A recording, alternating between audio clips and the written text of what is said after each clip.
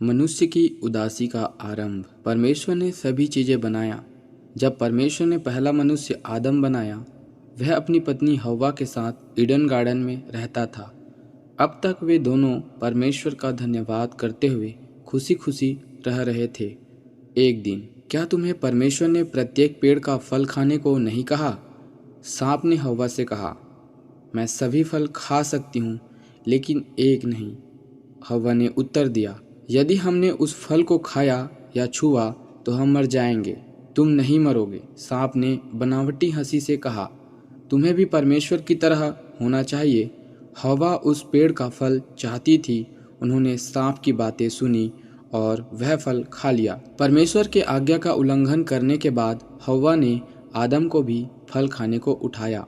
आदम को कहना चाहिए था, नहीं, मैं परमेश्वर के वाणी का उल्लंघन नहीं करूंगा। जब आदम और हव्वा ने यह पाप कर लिया, दोनों नंगे हो गए। वे दोनों अंजीर के पत्तों की सिलाई कर अपने आप को ढका। परमेश्वर की नज़रों से ओझल होकर एक झाड़ी में छिप गए। एक ठंडी शाम को परमेश्वर बगीचे में आए। उन्होंने समझ लिया कि आदम और हव्वा ने क्या किया है। आदम हव्वा का दोष दे रहा था और हव्वा सांप का। परमेश्वर ने कहा, सांप अभिशप्त हैं। जब इनके बच्चे पैदा होंगे, इस औरत को बहुत दर्द होगा। आदम, चूंकि तुमने पाप किया है, इसलिए यह पृथ्वी कांटे और कांटेदार झाड़ियों से पट गया है। अब तुम्हें प्रतिदिन खाने के लिए कठोर परिश्रम और पसीना बहाना होगा। परमेश्वर ने आदम और हव्वा को उस सुंदर बगीचे से बाहर कर दिया। चूंकि उसने पाप किया था, इसलिए उसे जीवनदाता परमेश्वर से अलग कर दिया गया। परमेश्वर ने उसे अलग रहने के लिए एक जलता हुआ तलवार बनाया।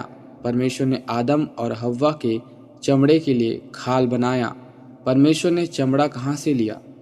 एक समय आदम और हव्वा के यहाँ एक परिवार पैदा लिया।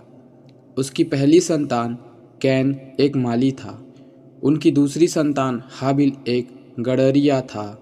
एक दिन कैन परमेश्वर के लिए कुछ सब्जियां भेंट स्वरूप लाया। हाबिल ने भेंट स्वरूप परमेश्वर के लिए अपने सबसे अच्छे भेड़ लाया। परमेश्वर हाबिल के भेंट से बहुत खुश था। परमेश्वर कैन के उपहार से प्रसन्न नहीं था। कैन बहुत नाराज था, किंतु परमेश्वर ने कहा, अगर तुम वह करोगे जो अच्छा है, तो क्या तुम स्वीकार नहीं किए जाओगे? कैन की नाराजगी दूर नहीं हुई। कुछ समय बाद उसने एक मैदान में हाबिल पर हमला किया और उसकी हत्या कर दी। परमेश्वर ने कैन से कहा, तुम्हारा भाई हाबिल कहाँ है? मैं नहीं जानता। कैन ने झूठ कहा, क्या मैं अपने भाई का रखवाला हूँ? परमेश्वर ने कैन को दंडित किया। उसने उससे खेती करने की क्षमता छीन ली और भटकने को छोड़ दिया। कैन प्रभु के सामने से चला गया। उसने आदम और हव्वा की बेटी से शादी की। उसने अपना परिवार बसाया। शीघ्र ही कैन के पोते और परपोते से शहर भर गया जिसे वह बसाया था। इस बीच आदम और हव्वा का परिवार बड़ी तेजी से बढ़ रहा था। उन दिनों आज की तुलना में लोग अधिक दिनों तक जिंदा रहते थे। जब उसका बेटा सेत पैदा हुआ, हव्वा ने कहा, परमेश्वर ने मुझे हाबिल की जगह सेत दिया है। सेत बहुत धर्मात्मा था, जो 912 वर्ष तक जीवित रहा और उनके कई बच्चे हुए। दुनिया में मनुष्य पीढ़ी दर पीढ़ी कमजोर होता गया। अंततः परमेश्वर ने मानवता को समाप्त करने का फैसला कर लिया और सभी जानवर और पक्षियां मनुष्य को बनाकर परमेश्वर बहुत ही दुखी था। किंतु एक मनुष्य परमेश्वर को प्रिय था। यह व्यक्ति नूह था। सेत का वंशज, जो नूह एक धार्मिक और निर्दोष व्यक्ति था, वह परमेश्वर के साथ चला। उसने अपने तीनों बेटों को परमेश्वर का आज्ञा मानने को सिखाया। अब परमेश्वर ने नूह को बहुत ही खास और अप्रत्याशित रूप से उपयोग करने की योजना बनाई। मनुष्य की उदासी का आरंभ बाइबिल से परमेश्वर की वाणी में कहानी में पाया गया। जेनेसिस 3 से 6 अध्याय तक, जो आपके जीवन में प्रकाश देता है। प्लाज्म 119 और 130। बाइबिल की यह कहानी हमें अपने उस अद्भुत परमेश्वर के बारे में बतलाती है जिसने हमें बनाया और जो चाहता है कि आप उसे जानें। परमेश्वर जानता है कि हमने ऐसे गुनाह किए हैं जिन्हें वह पाप मानता है। पाप की सज़ा मौत है, किंतु परमेश्वर आपसे इतना प्रेम करते हैं कि उसने अपने एकमात्र पुत्र यीशु को इस दुनिया में भेजा ताकि वह सूली क्रॉस पर चढ़कर आपके पापों की सजा भुगते। यीशु मरने के बाद पुनः जीवित हुआ और स्वर्ग में अपने घर चला गया।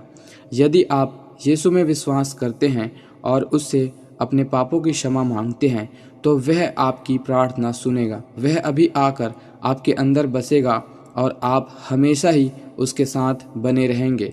यदि आपको विश्वास है कि यह सब कुछ सच है तो परमेश्वर से कहे, प्रिय यीशु, मुझे विश्वास है कि तू ही परमेश्वर है और मनुष्य के रूप में अवतरित हुआ ताकि मेरे पापों की वजह से मौत की सज़ा भुगत सके और अब तू पुनः जीवित हुआ है। कृपया मेरी ज़िंदगी में आकर मेरे पापों को क्षमा कर ताकि मुझे एक नया जीवन मिले और एक दिन में हमेशा हमेशा के लिए तेरे साथ हो लूँ। हे यीशु, मेरी मदद कर ताकि मैं तेरी हर आज्ञा का पालन कर सकूं और तेरी संतान के रूप में मैं तेरे लिए जी सकूं।